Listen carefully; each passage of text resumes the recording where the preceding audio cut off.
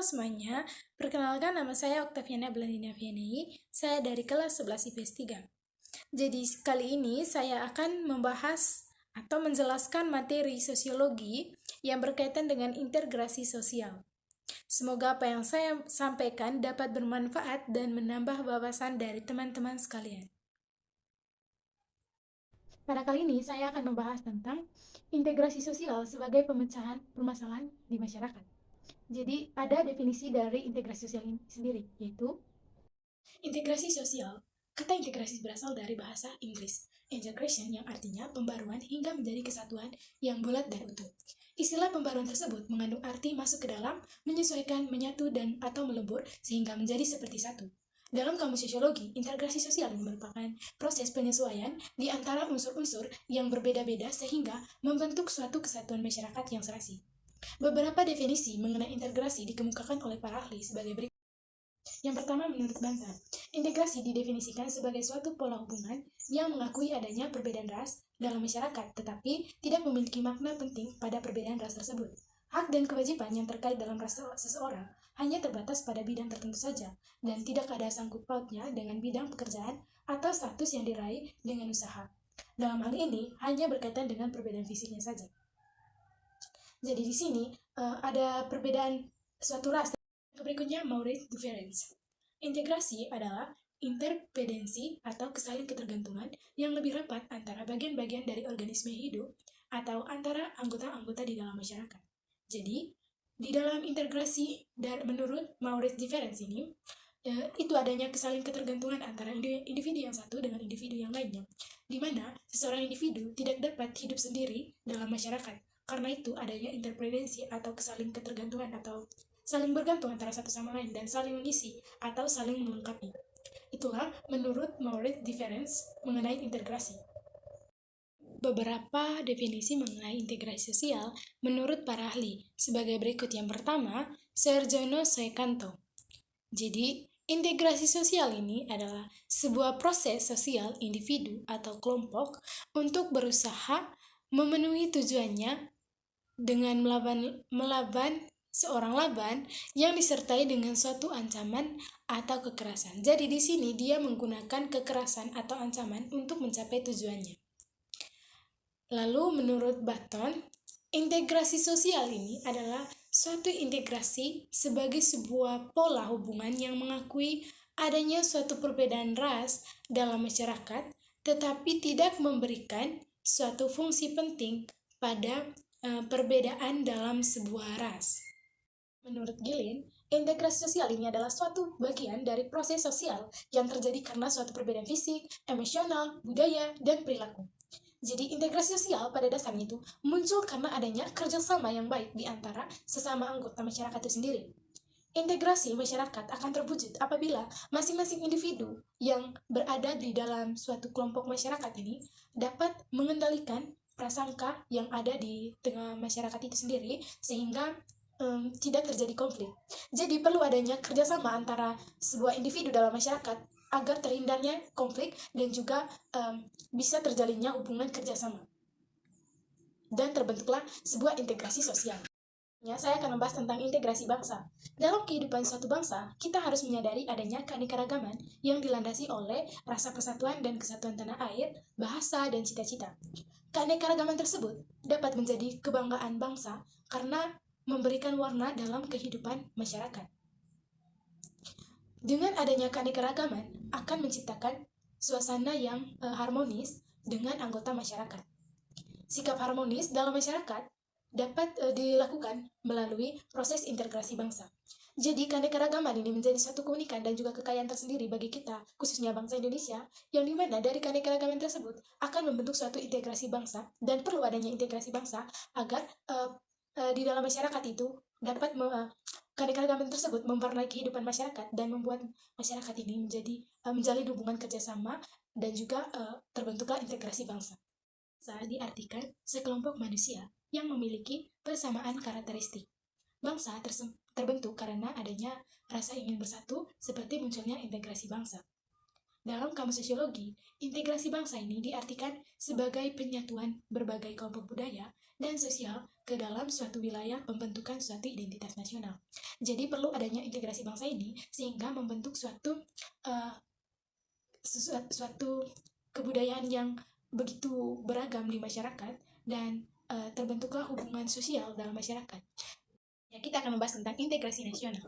Integrasi nasional dapat diartikan sebagai proses mempersatukan perbedaan yang ada pada suatu negara sehingga tercipta keserasian dan keselarasan secara nasional.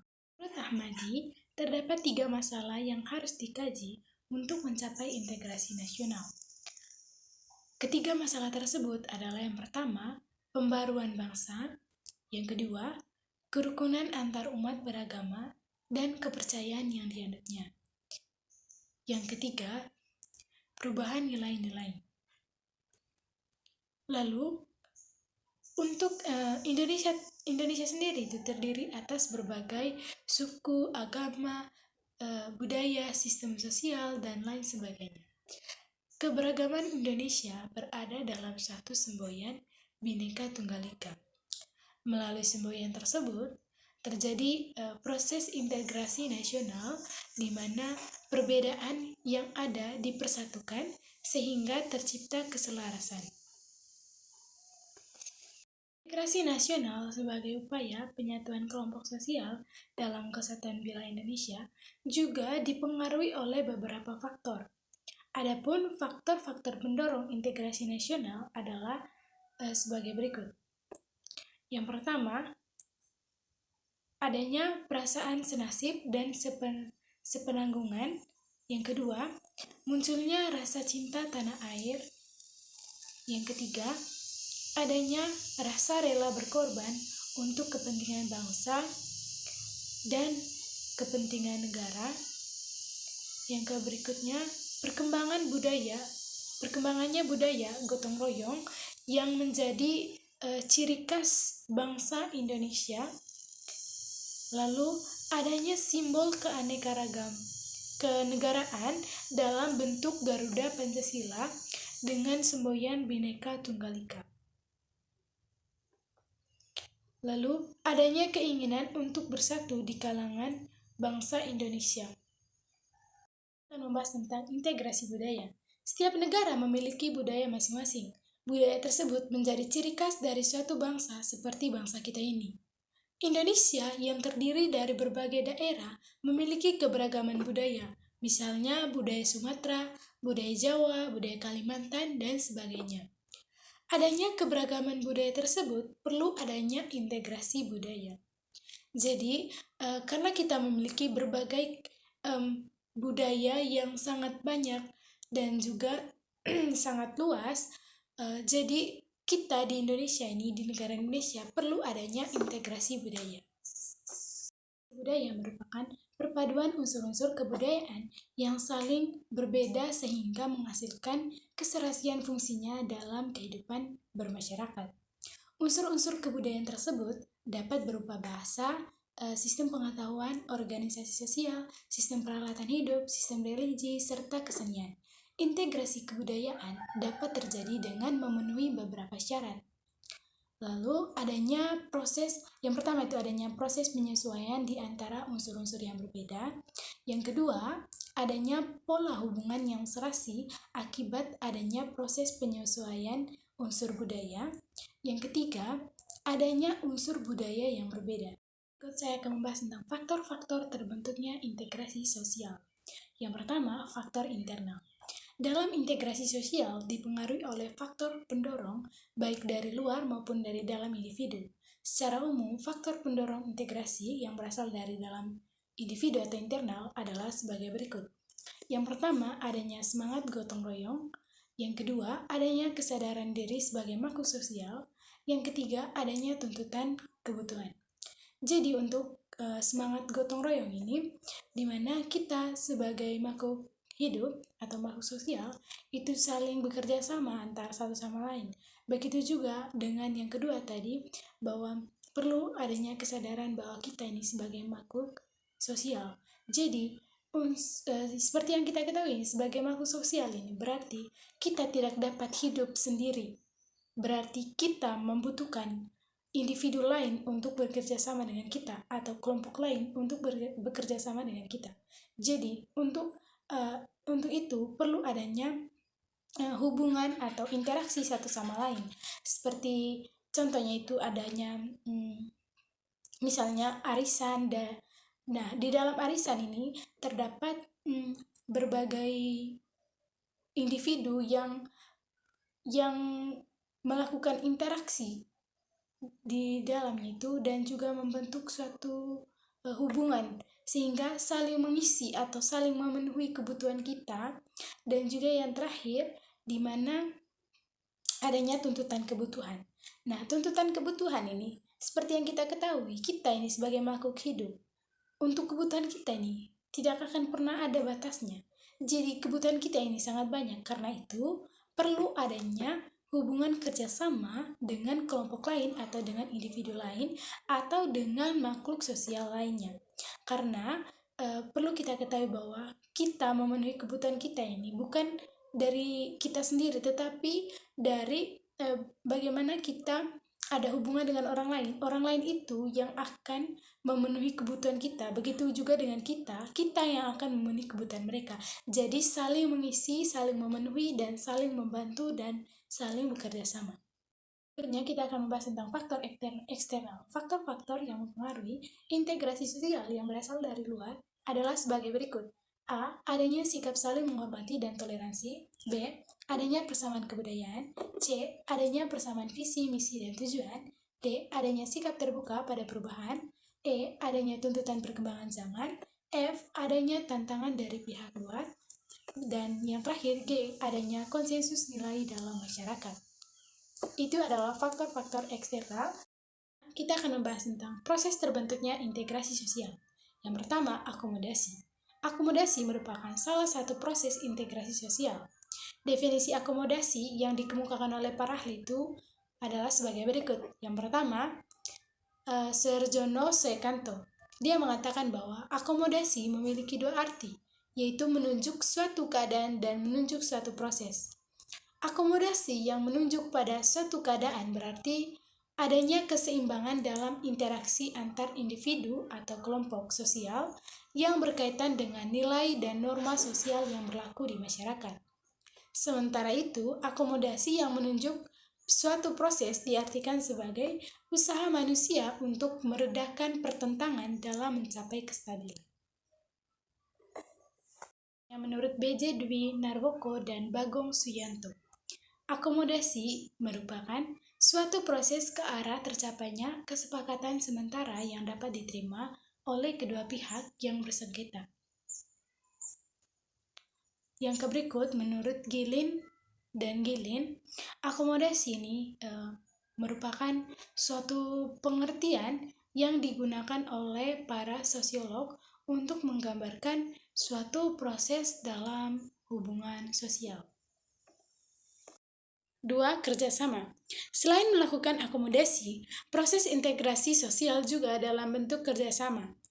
Jadi istilah kerjasama ini tentunya sudah tidak asing lagi bagi kita. Dan juga untuk contoh dari kerjasama ini kita bisa lihat dari slide yang sudah saya bagikan tadi. Itu ada gambar di mana adanya kerjasama, terjalin kerjasama. Dalam kamus sosiologi ini, kerjasama merupakan bentuk integrasi yang terjalin antara individu atau kelompok yang berusaha mencapai tujuannya bersama. Lalu kerjasama ini berawal dari kesamaan orientasi dan kesadaran dari setiap anggota masyarakat. Menurut Charles H. Coley, dikutip dari Sekanto, kerjasama ini muncul apabila seseorang menyadari bahwa mereka memiliki kepentingan yang sama. Jadi ada kesadaran dari dalam diri setiap orang bahwa sangat dibutuhkan kerjasama dan hubungan atau terjalinnya hubungan kerjasama. Yang ketiga, koordinasi.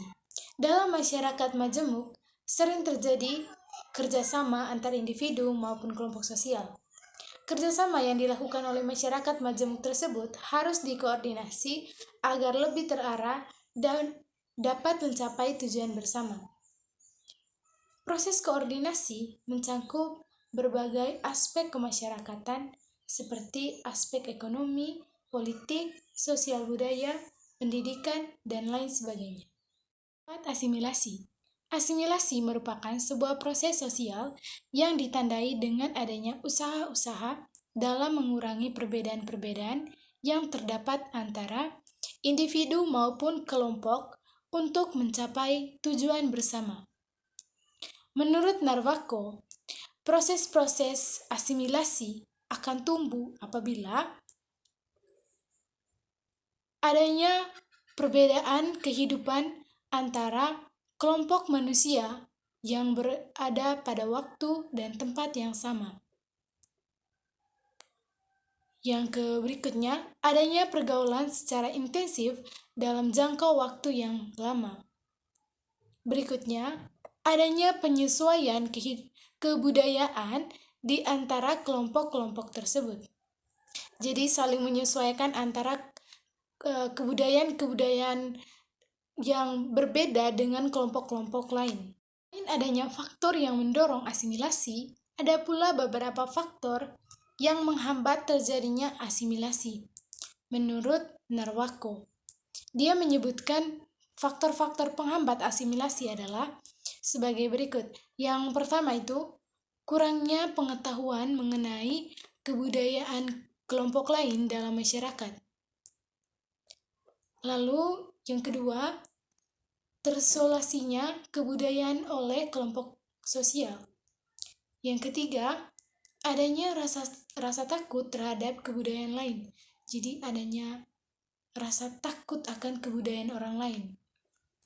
Lalu yang keempat, perasaan in group yang kuat. Lalu yang kelima, adanya diskriminasi antara kelompok yang berkuasa dengan kelompok minoritas. Terjadi penyimpangan di sini. Lalu yang keenam, adanya perbedaan kepentingan yang dapat menimbulkan pertentangan antara kelompok. Jadi perbedaan kepentingan ini akan menimbulkan suatu permasalahan di kelompok masyarakat. Sekarang berikutnya tentang bentuk-bentuk integrasi sosial. Yang pertama, integrasi normatif. Integrasi normatif ini merupakan bentuk-bentuk integrasi sosial yang ada di masyarakat. Integrasi normatif dapat terjadi akibat adanya norma-norma yang berlaku di Indonesia. Dalam hal ini, norma merupakan pedoman untuk melakukan hubungan sosial dalam masyarakat yang berisi perintah, larangan, dan anjuran agar seseorang dapat bertingkah laku dengan baik. Dengan adanya norma tersebut, dapat mempersatukan masyarakat dan menciptakan kehidupan yang harmonis.